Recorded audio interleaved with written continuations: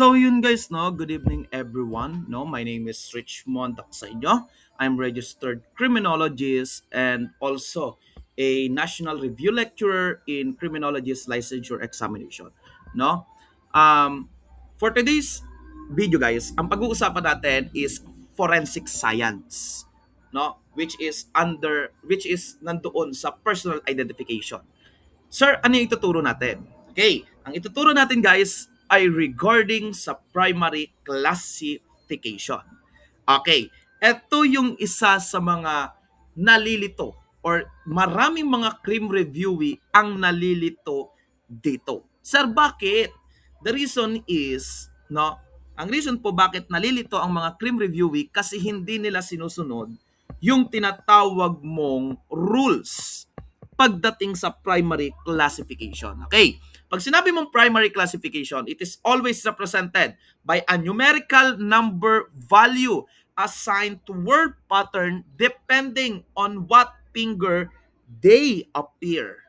Okay, explain natin regarding sa primary classification. Sabi sa primary classification, no? Kung babasahin natin, no, meron daw tinatawag na numerical value. Sir, ano yung numerical value? Ang numerical value ay naka-assign lamang yan sa word pattern.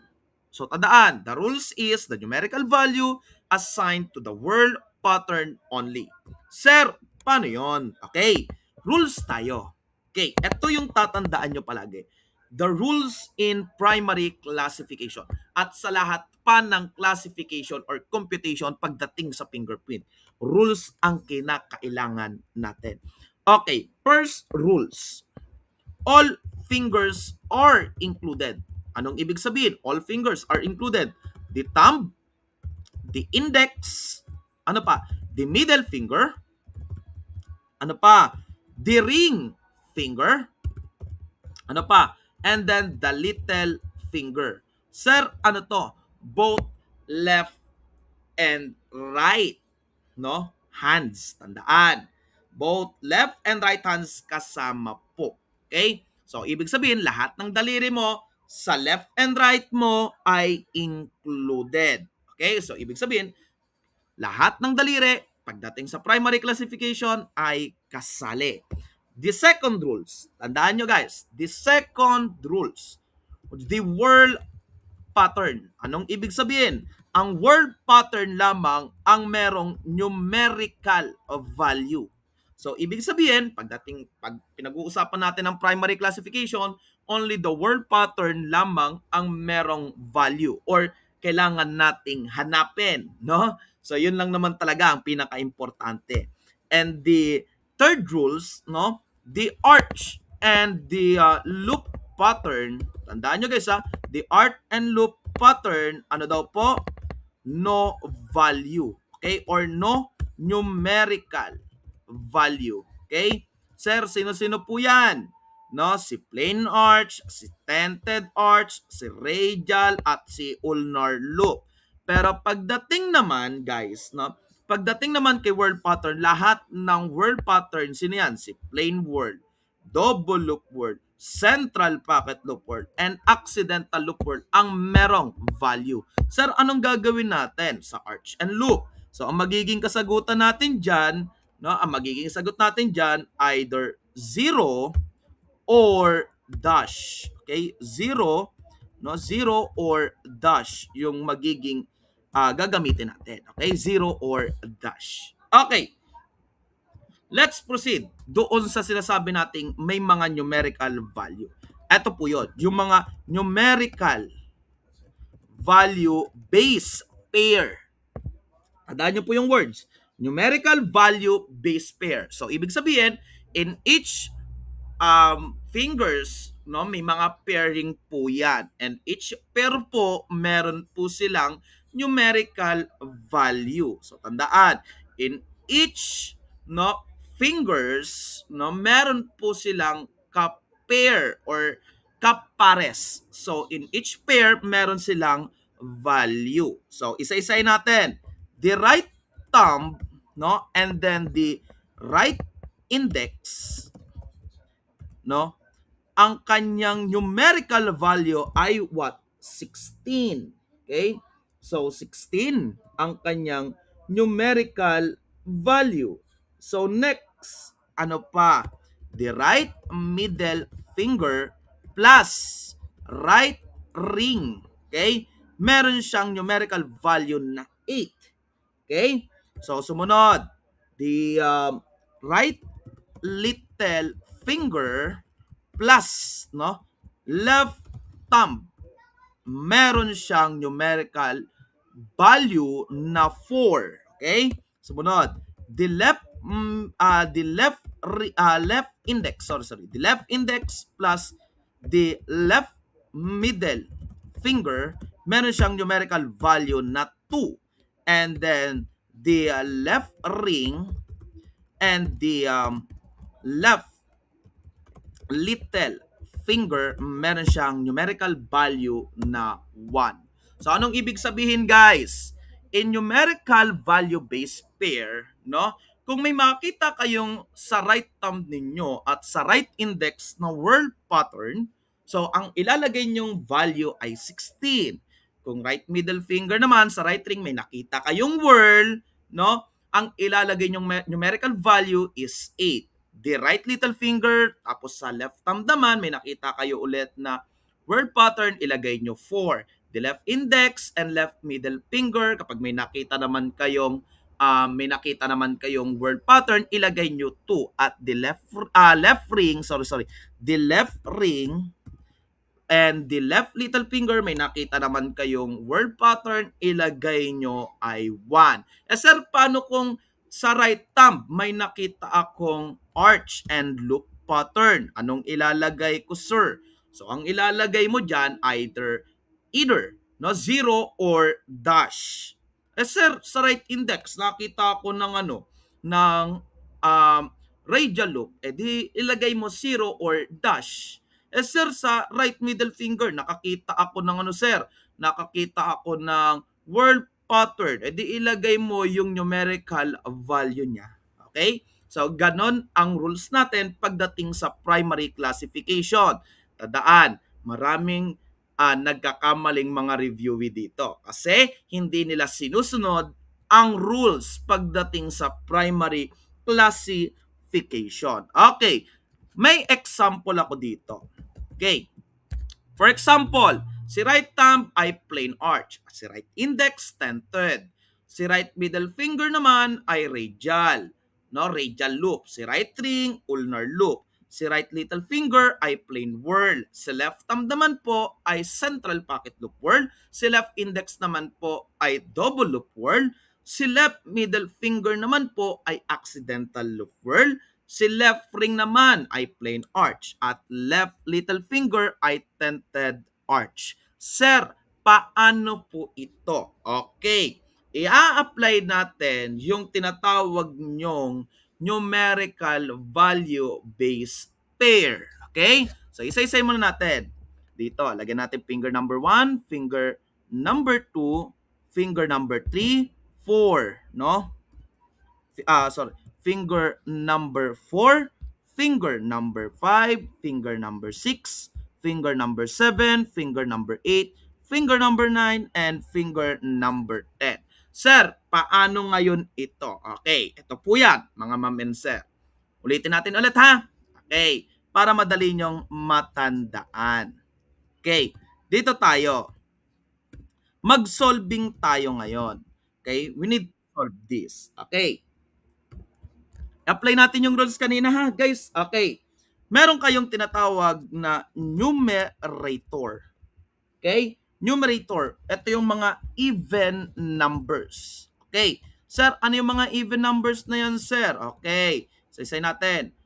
2, 4, 6, 8, and 10. So, anong ibig sabihin yan? Yung mga even numbers na yan, it represents your finger number. So, meron kayo sa numerator, that is even numbers. So, finger number 2, finger number 4, finger number 6, finger number 8, and finger number 10. Okay? So, pagdating naman sa denominator, ito naman yung ating mga odd number. Okay? So, yung mga odd number natin, it represent your 1, 3, 5, 7, and 9. So anong ibig sabihin? Finger number 1, finger number 3, finger number 5, finger number 7, and finger number 9. So balikan natin ulit yung doon sa example. Okay. The right thumb is plain arch. The right index is centered. The right middle finger, that is your radial loop. The right ring, that is your ulnar loop. The right little finger, that is your plain whorl. The left thumb, that is your central pocket loop whorl. The left index, your double loop whorl. The left middle finger, that is your accidental. The left ring naman is plain arch, and the left little finger is tented arch. So, let's try to solve this. Okay, punta tayo dito sa solving natin. Unahin natin yung finger number 1. That is right thumb. Tama?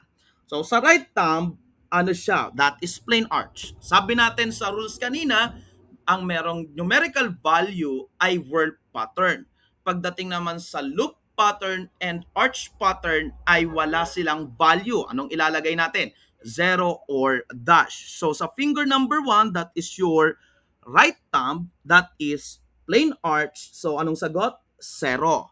Next, the finger number 2, that is your right index, that is tented arch. So, 0 ulit.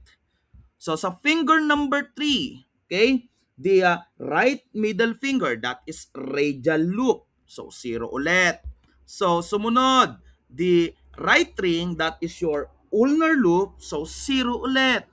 The next, the finger number 5, that is your right little finger, that is plain whorl. Tama? So, anong value niya is 4. Okay? The next, the finger number 6, that is your left thumb. No? That is central pocket loop whorl. So, ibig sabihin, whorl pattern siya. So, anong numerical value niya is 4. Okay? So, sumunod, sa finger number 7, okay, that is double loop whorl. Okay? So sa finger number 7, that is double loop whorl. So ano yan? The left index. So ano yung numerical value? 2. The next, the finger number 8. So ano yan? The left middle finger. So that is what? Accidental loop whorl. So 2 ulit. The next, the finger number 9. No? That is your left ring. So, anong sagot natin dito? That is plain arch, so 0 din. And then the last, the finger number 10, that is your left little finger. No? Ang fingerprint corresponding niya is tented arch. So, anong sagot? 0 ulit.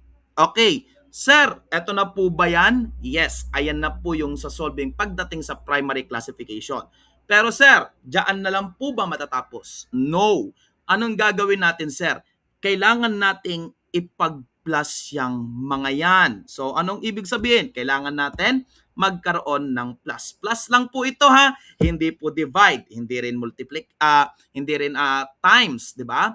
So, tandaan, plus lamang ang gagawin nyo. So, anong sagot natin dito? 4 plus 2, that is 6. Okay? The next, no, 4 plus 2, that is 6. Sir, eto na po ba ang tamang sagot? I mean, sir, hanggang dyan na lang po ba? Okay, the answer is no. Hindi hanggang dyan lang yan. Sir, anong gagawin? Okay, meron pa tayong isa pang dapat na gawin. Sir, ano yon? Kailangan nating mag-establish or pre-establish. No? Anong pre-establish, sir? Pre-establish fraction of 1 over 1 to complete the primary, okay, classification. So, anong gagawin? Yung 6, guys, hindi pa yan dyan. So, para daw makomplete natin yung primary classification, mag-i-establish daw tayo ng fraction ng 1 over 1. So, anong ibig sabihin? Magpa-plus pa tayo ng isa pa ng plus 1. So, ibig sabihin, both plus 1, 6 plus 1, that is 7. Okay? So, ang sagot natin dito is 7. So, dito guys, ganun ulit. So, mag-plus ulit tayo. 6 plus 1, that is 7. Sir, tama na po ba or ito na po ba yung tamang sagot? The answer is yes. So, the answer is 7 over So, ganyan po mag-compute ng primary classification. Okay? So, guys, tandaan, para maintindihan nyo yung primary classification, kailangan nyong balikan ang rules pagdating sa primary classification. Tandaan, all fingers are included. The thumb, index, middle finger, ring, and little finger. Yung word pattern ang merong lamang numerical value. Yung plain word, double loop word, the central pocket loop word, and accidental loop word. So sumunod sa yung arch and loop pattern naman, tandaan nyo po, wala pong numerical value po yan. Ang ilalagay nyo po, zero or dash. Okay, yung plain arch, tented, radial, and ulnar loop ay wala po yung value. At tandaan nyo rin po ang numerical value base pair, yung 16, 8, 4, 2, and 1. And also, tandaan nyo rin po kung paano mag-solving doon sa numerator and denominator. Tandaan. Okay po?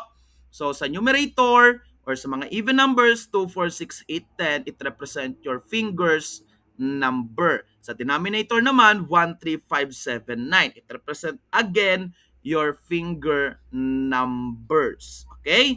So, I hope guys, natuto kayo sa akin, no? And susunod ulit, no?